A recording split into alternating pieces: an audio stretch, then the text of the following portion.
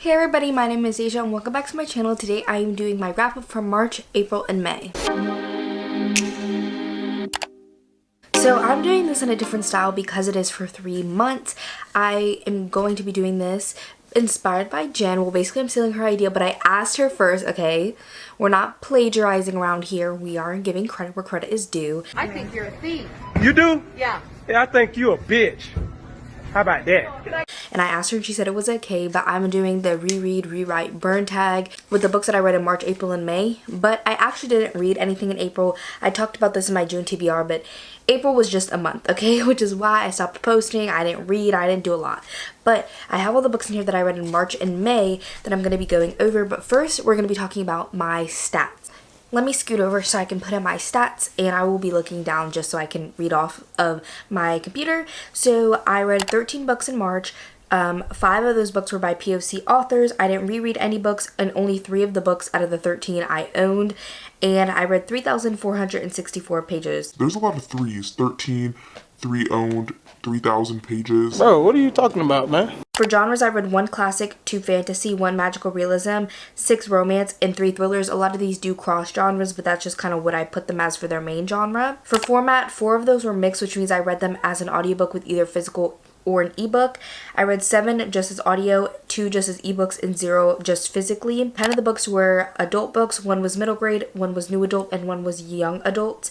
For ratings, I had 3 3 stars, 2 3.5 stars, 4 4 stars, 1 4.5, and 3 5 stars. And for type of book, I read 9 novels and 4 novellas / short stories. And this was the month that I categorized as a serial killer month because the books that I loved the most were really serial killer focused that month. But I also had some serial killer books that I also read in May. So this little chunk of months was kind of like my serial killer era. So getting into my May stats, I read 11 books. 2 of those were by POC authors, so we could have done better. 0 were rereads. 2 I owned. Again, we could have done better. And I read 3,267 pages. For genres, I read 1 fantasy, 2 horror, 5 romance, and 3 thrillers. And then for format, I read 1 as a mix of audio with ebook or physical, 6 audiobooks, 3 ebooks, and 1 physical book. For audience, I read 9 adult books, 1 new adult, and 1 YA. For rating, I had 1 2 star, 1 2.5 star, 2 3.5 stars, 3 4 stars, 2 4.5 stars, and 2 5 stars. So for type, I read 8 novels, 1 novella, and 2 graphic novels / manga / comics. So those are my stats, and I have all of the books in here combined for both months together because it works out where I have, I think, like all pairs and there's not like 1 or 2 loose ones. I'm pretty sure. I can't math, so I really don't know. I didn't go to school for math. But we're just gonna mix it up. I feel like the crinkling's so loud. We're just gonna mix it up and see what we get and talk about it. So the first one that I have is The Night Shift by Alex Finlay. Then I have Long Shot by Kennedy Ryan.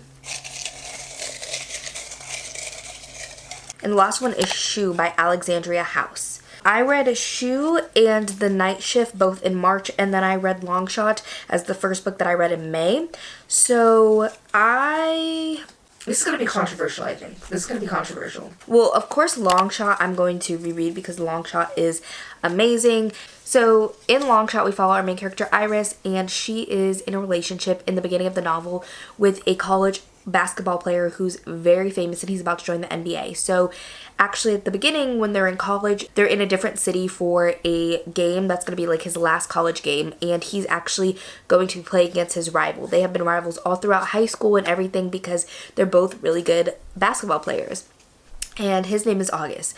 And Iris and August actually meet that night because Iris is trying to watch a different sports game, and in the hotel they don't really have like a TV or anything, so she goes to like a bar or like something like that, and that's where she runs into August. And she knows who August is, but August does not know who she is. And Iris does have a big interest in sports as well. She wants to kind of work in like sports management, and that's her dream for after college. And her and August get to talking. They really do have a good connection. But Iris obviously is like, no, like, I can't do this. And the next day when Iris's boyfriend and August have their basketball game, August sees Iris with his rival and understands that they're together, but he really doesn't want that for her. In this book, there's heavy triggers for domestic abuse, and this book is really dark as people say it is, and it's not super sports heavy, but I do like a good sports romance, so it did definitely kind of scratch that itch. And we have a whole live show about this because it was my Swoon Sisters book club pick for March, so I will make sure to link that up above or down below so y'all can watch that if you like. And I just loved it. It was so good, and I would not change anything about it. Then I do really love Shoe by Alexandria House. I liked all of the books in this series, the Them Boy series, but they're kind of, I don't want to say forgettable, but they are a little bit forgettable for me. Everything you're saying is going in one ear and out the other. And I did really enjoy my time reading them, but I feel like The Night Shift needs more work. Okay, so I would rewrite The Night Shift and burn Shoe, even though I don't want to burn Shoe, but there's 2 other books in the series. It'll be fine, okay? And in Shoe, honestly, again, I get these a little bit confused, especially because I read Ja and Shoe in the same month. Like, I read one book in between them. It's hard for me to remember which one is which, but I know this one does have a death of a child, and it wraps up the entire series. It is the last book in the series, and I believe both these characters are over 40, because I think there is 2 books where both the characters in the romance are over 40, and then the middle one, I believe it is where there's like an age gap. But it was enjoyable. They're a little forgettable for me. And then The Night Shift by Alex Finlay, I really enjoyed, but there are certain things about it that I wish were changed. And I also did a live show for this one for the Lights Out Book Club hosted by Sav from Riveting Reads, so I will also link that. So basically we follow 2 different storylines. One takes place in 1999 on New Year's Eve, so very much Y2K, and there was a killing there at a Blockbuster that killed girls, but there was a survivor. She's obviously like the final girl. And then current day, another killing happens. I forget at what type of store it was, but again, there is a final girl. And so they're trying to figure out if these 2 storylines are connected. And so we have 3 different perspectives. We follow a character named Sarah, and she is a pregnant FBI agent. And I know she's also in another one of Alex Finlay's book as an FBI agent. And then we follow Ella Monroe, and she is the final girl of the current day murder. And then we follow Chris, and Chris is a lawyer, and he also is the brother of the person that was suspected to be the killer in the first killing in 1999, because what happened with him was that he was suspected to be the killer because he was involved with one of the girls in the killing, like romantically, and then one night he just disappeared and never came back, so everybody thinks it's him. Chris doesn't think it's him. I really like the end. I really like the twist. I liked most of the perspectives. Chris was my least favorite, but I understand why his perspective was kind of necessary to progress the story, but I feel like there were other avenues that could have been explored, and I just needed more Y2K vibes. That's what I went in wanting from this book, is like Y2K, like late 90s, early 2000s vibes, and we really did not get as much of that as I would have liked, so I would rewrite it so it has more of that. So moving on to the next 3 pairings. So the first one is Sidetracked by S.T. Abbey, which is the second book in the Mindfuck series. Then I have Girls of Storm and Shadow by Natasha Nyong. And then I have Under the Whispering Door by T.J. Klune. I read Girls of Storm and Shadow and Under the Whispering Door both in March, and then I read Sidetracked in May. Okay, this is what I'm gonna do. So I'm going to reread Under the Whispering Door.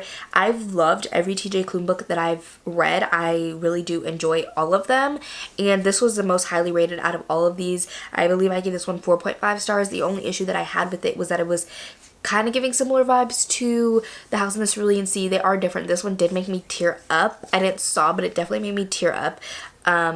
And again, it just had very similar vibes. I feel like he took it and took those vibes and kind of just transplanted it into a different story, which depending on who you are, you may like that, you may hate it. I didn't mind it, but I did detract half a star just because it felt like he was kind of relying on what already worked. But in this book, we follow our main character Wallace, and Wallace dies at the beginning of the book, and a Reaper comes and gets him. He doesn't really understand how or why he died, but he was kind of like a boss who was really miserable in his job, and he treated his workers bad, and because he was like the boss in a business, he had so much stress, he had a heart attack and died. So this Reaper comes and gets him and brings him to this place called Charon's Crossing, I think is how you say it, and there it is run by this owner named Hugo, and it's basically like a tea shop, and it actually serves real customers, but it's also a place where Hugo helps people come to terms with their death and cross into the afterlife. So it's not purgatory, but like it's like a place for them to accept their death. And this, I really like the side characters in this one a lot. There was a dog who was a ghost,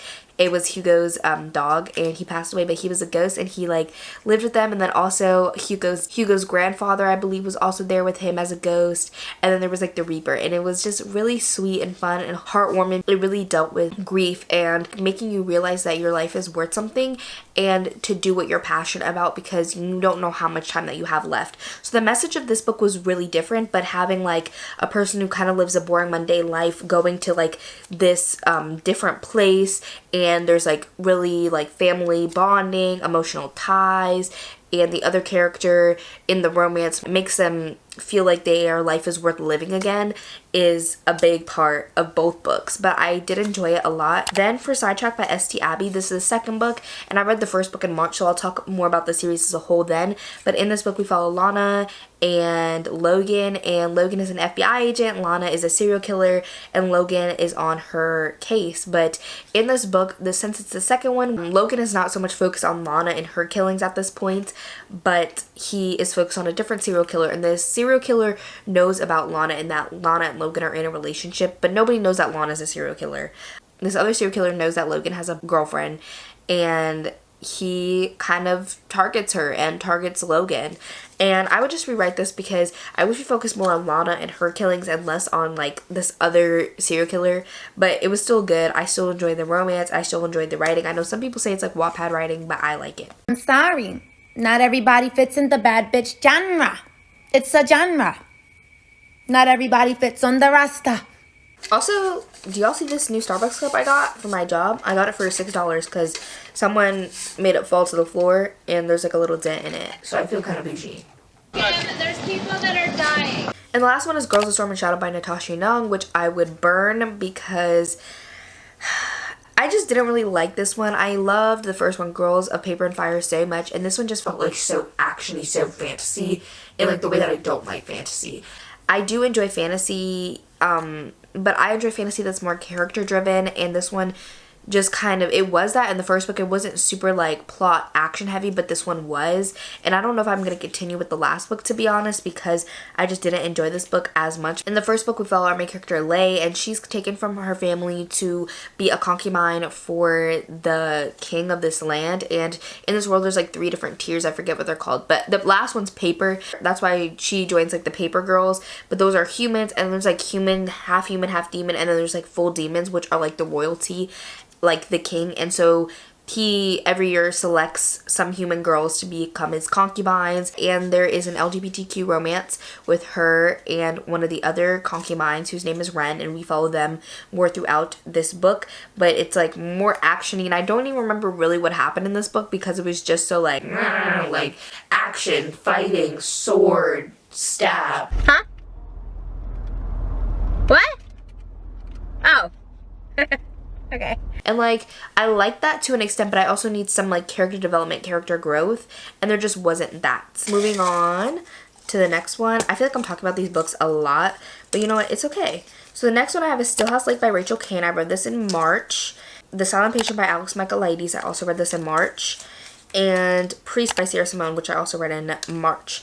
So I'm going to reread Stillhouse Lake. I love this book so much. It was amazing. It was so good. It's another serial killer book that I read. So in this book we follow our main character Gwen, who's also Gina, but Gwen. She used to be Gina basically in another life. She was like a Midwestern house mom vibes, you know, like the little TikTok moms that have like all the stuff in like the little containers and have their fridges all organized and it looks beautiful. She was giving that, and she just kind of lived this average everyday life when one day some person drives their car into her home, into the garage, and they find bodies and stuff. And basically her husband is a serial killer. She obviously gets divorced from him, and now she's trying to run from him, so she changed her name to Gwen. Well, she's changed her identity multiple times, her and her kids, and they just move all over the place, and that's really not good for her kids. So she's trying to settle down somewhere, so she decides to settle down at this place called Stillhouse Lake. But then a girl's body is found in the lake, and she starts getting letters from her ex-husband in prison. That's suspicious.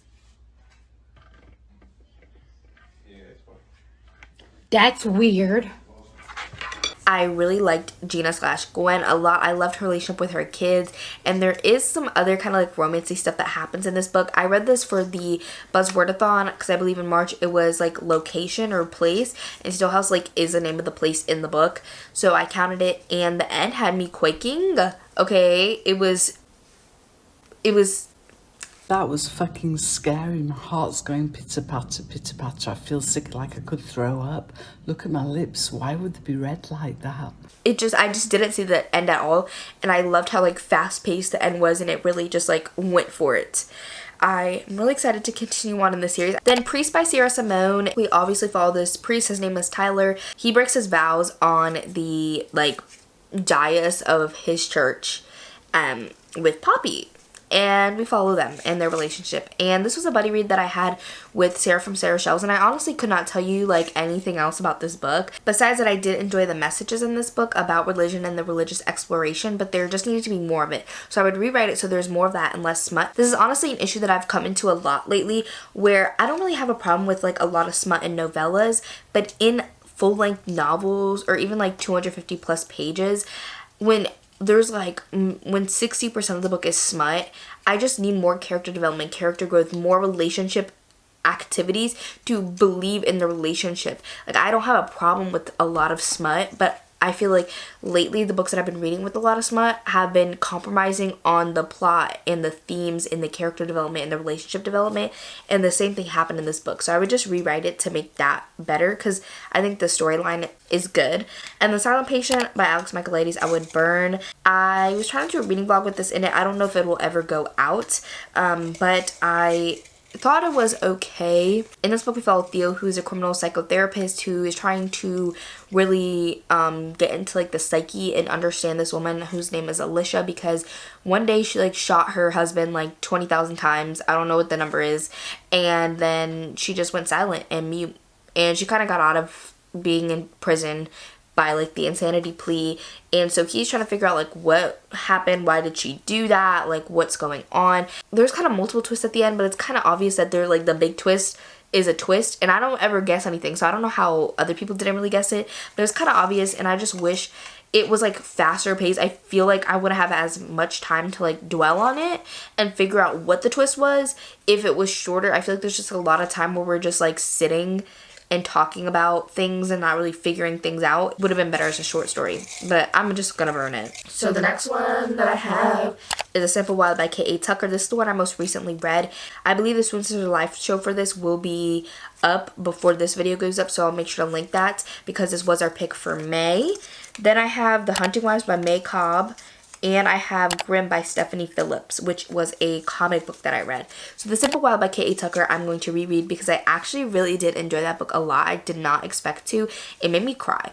Like a lot. Okay, but in this book we follow our main character Kala, and she kind of lives in more of like a rich lifestyle. She has this father named Ren, and she's never really had a connection with him because he is like an airplane pilot in Alaska, and her mother was just not cut up for that life. She wanted the luxurious, more, you know, normal life. She moved away to like continental America, and she never really had a connection with her dad, and there was a lot of times where he kind of like skipped out on being her dad, and that really hurt her. She gets a call one day from someone that works with her father, Ren. They tell her that he has cancer, and so she decides to fly out and be with him for a week or a couple weeks to really connect with him in this time, because you don't know, he could die, you know.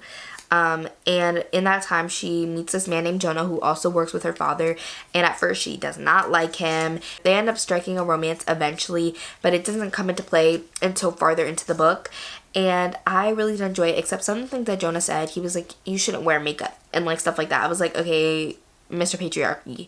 But I did enjoy the romance a lot. I enjoyed his character a lot. It was very much in the beginning giving grumpy, and I did really enjoy that. And he's kind of like this gruff Alaskan pilot, and I kind of like those vibes. I don't know, it was really funny. There's a lot of funny moments in this, but this does deal with grief, a lot of grief, and it really just hit me in the heart. I don't know why it hit me in the heart. And this also is like fade to black, like there's no like real smut in it, and that was really disappointing, but I still enjoyed it and gave it 4.5 stars. Next up I have The Hunting Wives by May Cobb, and I'm going to rewrite this.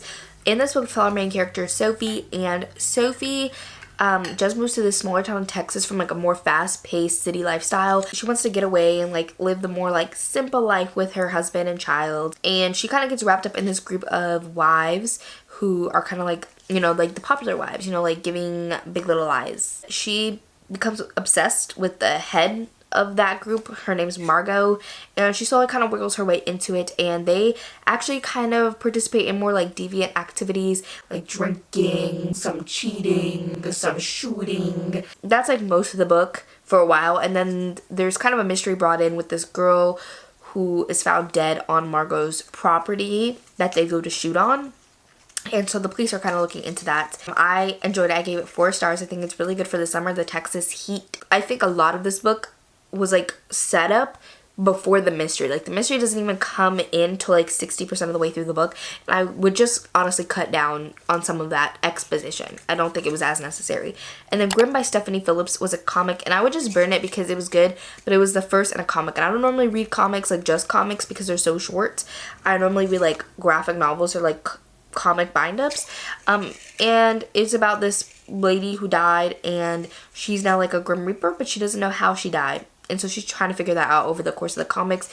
But it just came out, so there's probably only like 2 or 3 volumes out by now, and it was fun, but comparatively, because it's a comic and it's the first in a series, I just don't have much to say about it compared to the other 2. So the next 3 I just pulled, I have Jaw by Alexandria House, It Happened One Summer by Tessa Bailey, and Finn by Stephen King.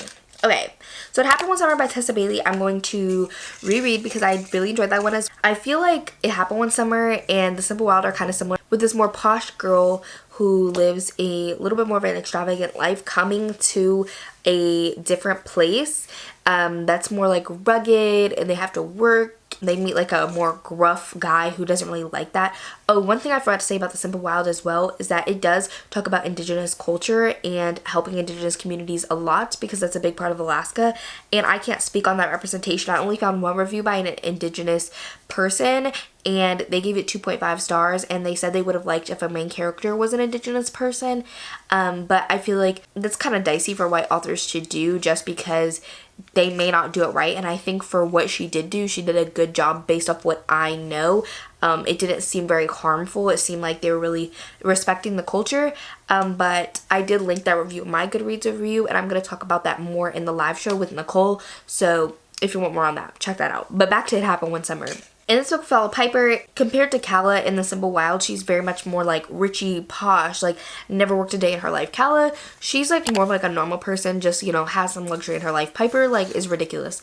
And it's supposed to be that way. She's supposed to be based off Schitt's Creek or something. I've never watched Schitt's Creek. She gets into a big scandal one day, you know, she gets arrested, you know, and her stepdad, who basically supplies all her funds, was like, well, you done it this time, kid. You need to be humbled. So we're gonna send you off to where your dad is from, and where your mom met your dad, and he owns a bar there. So you're gonna like do whatever you want with that. Her sister decides to come with her as well, and they do kind of turn this bar around. But she also meets this man named Brendan, who is a fisher there, and they're like crab fishers. So they have like the most dangerous job. Brendan does not like her because he's like, who's this rich girl? Over time, they start to warm up to each other, and they have a relationship, and it's just really sweet. And again, The Simple Wild and It Happened One Summer do have similar vibes. I would say The Simple Wild's a bit more serious.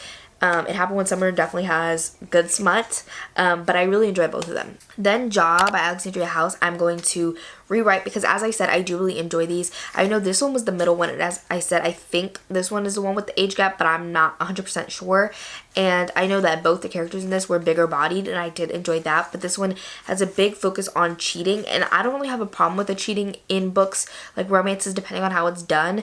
I feel like in this book it kind of made more sense. And then Finn by Stephen King was another shorter book that I read towards the end of the month, and I did not like it. I didn't understand it. It really felt like Stephen King was in the kitchen, and he just like took like a whole bunch of stuff. It was really like he was like, cinnamon, great, chives, great, flour, great, and just like mixed it together, and it just didn't work. We do follow this main character Finn, and he gets like abducted one day, and yeah, that's it really about the whole book. There is a twist at the end, but I don't really, it just no. Yes, I did that. And you would do it too for a check. I was an employee. And I was going to get Employee of the Month. And that's on period. So next I have There Are No Saints by Sophie Lark. Okay. Ooh, we have Flock by Kate Stewart. And 14 Ways to Die by Vincent Ralph. These are actually really easy today, so I don't know what that's about. There Are No Saints by Sophie Lark, I'm definitely going to reread because I love that book. It's so fantastic.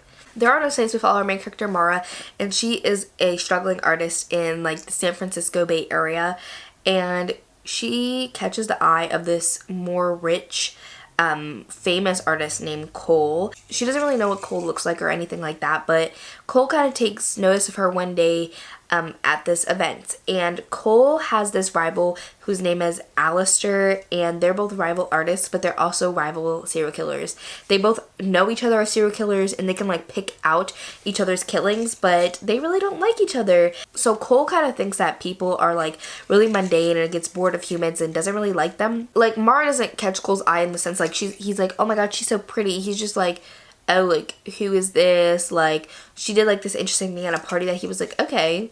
But he's not, like, interested in her. Like, he thinks that she's too skinny and stuff like that.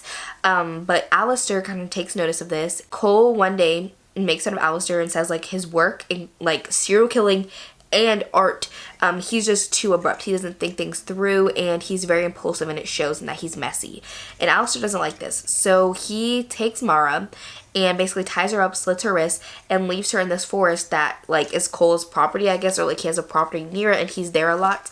And Cole knows that it was Alistair who done this, and Alistair thought that this was gonna like entice him because she was in like bondage, like tied up, like all exposed. Alistair thought that Cole would kill her and be like really abrupt and messy like him. But Cole sees her, walks over her, and leaves her to bleed out. And Mara is on the brink of death, but decides that she's gonna like fight for her life, and she runs, makes it to the road, and survives. Cole sees that in the news and then actually does take an interest in her. He rents an Airbnb right across from her window and literally like puts a piece of black paper in the window and makes a hole for a telescope and literally like spies on her. And he is like basically her stalker and a serial killer and an artist. It's kind of giving like Joel Goldberg from You, but like he's much more methodical, less emotional than Joe, and Joe mostly kills because he believes like it's for the person that he's fixated on, but Cole kills just for fun. And I love that book so much. It was so good. And Sophie Lark just, I think I wrote in my review of this, I was like, Sophie Lark really ate this for breakfast, lunch, and dinner, and she did. She delivered, ate the whole loaf, left no crumbs, licked the damn plate, okay? It was just so good. Then Flock by Kate Stewart, I'm gonna rewrite because I liked that book to a certain extent. It was a Swoon Sisters book club pick, and neither Nicole or I knew what it was about. Still don't know what it's about. Don't remember the character names, but I heard the second book is like where it gets intense, and it is a like polyamorous relationship. It's about this girl who goes to like this town and she has a polyamorous relationship. That's literally all I can say. But we do have a live show on this, so we talk about it more in depth. I don't know, there was just like no plot. The end was a mess, but it's supposed to be like a cliffhanger to keep you intrigued to read the next book. But I just wish there was something more to drive me. The smut was good, okay? The smut was good, but the rest of the book was just okay. And so I would rewrite it. I don't know how, but I would just make it so there's more of substance or something. I don't know why Flock kind of felt like a fever dream to read. I just didn't know what it was going on. It just felt like the author wrote this book while intoxicated. And then 14 Ways to Die by Vincent Ralph, I'm going to burn that book. I was recommended this book by Haley, and it was on my 12 challenge, 12 books to read in 12 months, recommended by 12 friends. A lot of these books were actually on my challenge to read for the 22 books to read in 2022 as well. But this one, I read it because of Haley, and this was actually at my Barnes & Noble when I worked there last summer.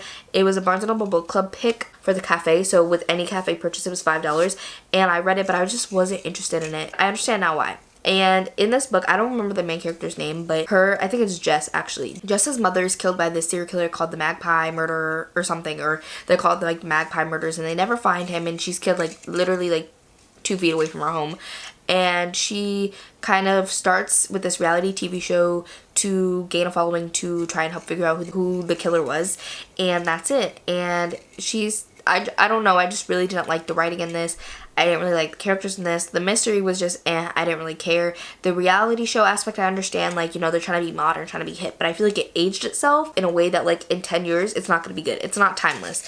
And I just didn't really have a great time, so I'm gonna burn it. I have Recitative by Toni Morrison, Always Been You by QB Tyler, And Lore Olympus Volume 2 by Rachel Smith. Oh, this one's hard. This one's pretty hard because I really don't want to burn any of these, to be honest. Recipe by Toni Morrison, I'm going to reread because I feel like it's just a really rereadable book. Normally, I would put this in rewrite because I enjoyed it less than Lore Olympus, but because of the type of book that it is, I feel like you can reread it over and over and over again. In this book, it's a short story that's pretty short actually, and we follow these two girls who met when they were in foster care, and they kind of go their separate ways throughout life, but they kind of reconnect multiple times, and one is black and one is white, and you don't know which one is black and which one is white, and throughout the whole book you're trying to figure out which one's which basically because you literally don't know. But race plays such a big part in your life, and there is a foreword in this book by Zadie Smith, and that's actually most of like the audiobook, and if you get that copy it's most of the book. I would say it's probably 60-70%, and that part was really influential and nice.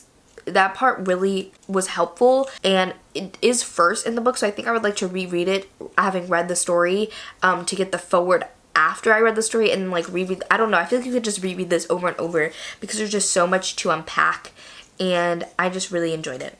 And then Lore Olympus Volume 2, I don't know what I would rewrite about this, but I really did like it. Technically it's not out, way more than Volume 1 or 2 is out on webtoons, and so I just counted that I read Volume 2 and I read what would be Volume 2, even though it hasn't come out yet, because I wanted to read a graphic novel. I actually read this for the Bookopoly-thon 48-hour round as well. That's why I read a couple of these for that.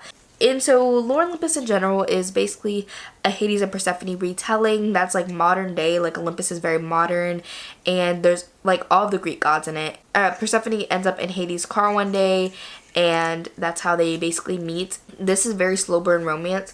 They still really don't have a romance even in the second volume, but they are starting to get, their lives are starting to get more intertwined with each other's, so they can't really like hide now. Like they have to interact with each other, and it is just a lot of fun. I don't know what I would change about it. It is really slow burn, and I'm not used to that, but I'm enjoying it, so maybe I make it less slow burn, but I'm kind of liking the torture of it. I don't know what I would change. Some of the parts in the art style I don't love, so maybe I would like edit that a little bit, but I'm really getting more used to it compared to the first one. It didn't really bother me. And then Always Been You by QB Tyler, I'm going to burn. Normally I wouldn't rewrite that one as well, but I enjoyed it less than the other two. But I really would rewrite it compared to burn it, but that's not really an option with these three, so I have to burn it. I'm sorry, QB. I did enjoy it. I gave it 3.5 stars, and I did enjoy it. In this book, it's like kind of between a novella and a novel. I think it's like 250 pages. It was originally a short story in a collection, and it was expanded to be a full-length like novel. And we follow Gabriella, and she is in college, and she's black, but she was adopted by this white family when she was like 2. And so Gabriella is very close with her adopted brother James. He was 13 when she was adopted, so they have 11-year age gap, and they both live in the same city. They're the only two that really live near each other. They've always had a really close relationship, and one night they end up hooking up and they have a relationship. And that's that. It's very taboo, and I did enjoy it because I thought the discussions and the tabooness were really fun. I really like the discussions around it. The first 20% was like a 5-star. The middle like 60% was like a 2.5 star, and then the last bit was like a 3.5 star. So I averaged it to like 3.5 as a whole, but I really liked the beginning, but like the middle 60% was like basically just smut. Like they literally had like 15 smut scenes in a 250 page book. It was just a lot, and again, I don't mind it, but I feel like there could have been more character development, character growth, relationship growth, seeing more fallout of their choices, and that did happen more at the end, but the end did really wrap up in a really big bow. But to me it felt like like this was a good short story. Like it was a good short story. And then she wanted to extend it to make it into a full book, and she just added a whole bunch of more smut scenes in there. That's how she extended it. That's what it felt like. I haven't read the original short story, so I don't know, but again, that's just how it came across.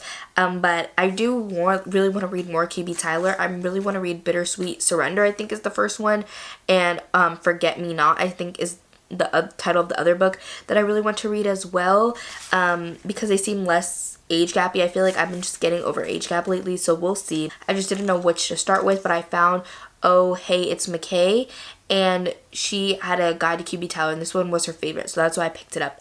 but I think I might like Forget Me Not more. And Bittersweet Surrender, it's a duet, the Bittersweet duet, and she really liked that one as well, so hopefully I like that one as well. So the last three, so I have Blindsided by Karen Slaughter, The Risk by St. Abby, Pet by akwaeke, emezi. Oh, I really don't want to burn Pet. Like, I really don't want to burn Pet, but the other two are serial killers. But this one is probably the one that I would recommend the most. But I'm just, like, the magical realism fantasy elements of this were a bit out of my comfort zone. Again, it kind of felt like a fever dream. And so we follow our main character, Jam, and she lives in this place, Lucille, that's like a fantasy, like magical realism, almost sci-fi place. And her mother is an artist, and she drew this painting, and the creature in the painting comes out, and his name is Pet. And it follows them. And there's like a mystery, kind of, there's talk of child abuse in this, and it's a very important book. But again, it's just like not my thing. Like, when you're comparing this to like a serial killer book and like graphic murder, like, it's just not going to be like my favorite, so I don't want to burn it. So I'm just gonna say that I'm returning it to the library. I did enjoy it, and I would definitely recommend it for sure. I think I gave it 4 stars, but both these books I rated higher, and I had a better time, and I remember them more vividly because I had a better time reading them. But Pet is very important, and I would definitely recommend it. I really enjoyed the writing. I plan on reading more akwaeke, emezi. The Risk, I think I actually rated higher than Blindsided, but I'm going to reread Blindsided because Blindsided is a very, very good book. Karen Slaughter knows how to write and write well. I really enjoyed the killing. Wait a minute. Wait a minute. Wait, first of all, you're not going to speed past that like you didn't just say what you just said. It's hard to say that. I really enjoyed like the killing and the murder in this book, in the sense that I thought it was really interesting. The twist had me, but I feel like there's some things that are starting to become fuzzy already because I just don't remember books. So I would like to reread it to remember more, but I actually do remember like quite a few details about this book. It is the first in the series, so we follow Sarah, who is a coroner for this town, and she's actually also the pediatrician because it's such a small town, and she has an ex-husband whose name is Jeffrey, and he's the police chief. They are kind of always involved with each other if there is especially death that's suspicious, but there's not that many because the town is so small, but they do interact a lot, so their lives are kind of wrapped up together, and we do see them throughout this together, which was really fun. I enjoyed seeing that dynamic of like two people who know each other really well. They have to work with each other, but they didn't work out in that way, and it was really interesting. But the writing in this was really phenomenal, and just the mystery, the thrillingness, it was just so good, and I can't wait to continue on with the series. I read this because of Beth from Beth's All Book. I would have probably gotten to it eventually because Karen Slaughter, but she really, really loves the series, and she has been reading it throughout the year. I think she like binged a whole bunch of it a month or 2 ago. So I really wanted to read it, and it came from my library. And The Risk by St. Abby, I really enjoyed it as well. That's the first book in the Mindfuck series. We follow Lana, and she is a serial killer, and she has a reason for why she's killing, and we kind of figured that out over the course of the series. I've only read 2, but I know we figured out more. We get some flashbacks to something that happened to her one night in her town, and she's killing these men that did this thing to her and her brother. And then there is a FBI agent named Logan, and he is put onto her case. They begin to have a relationship. She doesn't know when she like starts getting involved with him that he is like on her case, but she figures out eventually that he's an FBI agent, but she already kind of has feelings for him, and so they do eventually get into a relationship.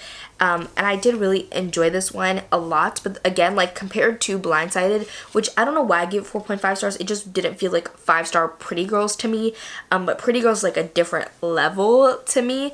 I feel like other books in that series may live up to Pretty Girls, but that's what it is. For Karen Slaughter, a 5-star is Pretty Girls. I just feel like for Karen Slaughter, her 5-star is just so high that like Blindsided just wasn't Pretty Girls for me, but I loved it all the same. This is what I did really like. The writing's not fantastic, but I just had a great time reading it, and it was really fun, a good intro to the series, and I enjoyed it. So I already know that this video is going to be long as hell, but I hope you guys enjoyed.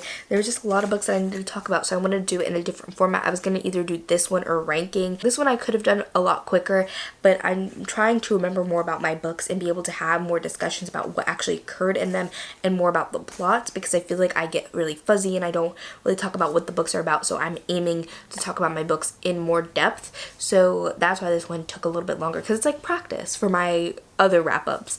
But I hope you guys enjoyed. Did y'all read any of these books? Do you disagree with any of my decisions to burn any of these books? I would also really appreciate if you could subscribe down below and give this video a like. I forgot that I was doing the emoji in the comments before I went on like my hiatus, so I need to get back to that. Some videos I may not talk about it because I filmed a lot more videos before this one, but if you made it to the end of this video, leave the little knife emoji down below because, you know, serial killers. But I hope you guys enjoyed, and I'll see y'all on my next one. Bye everybody. I'm writing rhymes in the kitchen, soaking in moments we live in. Yeah, you got the nerve to be on me, faking your life for the IG. If you got my number, don't add me, cause baby, I'm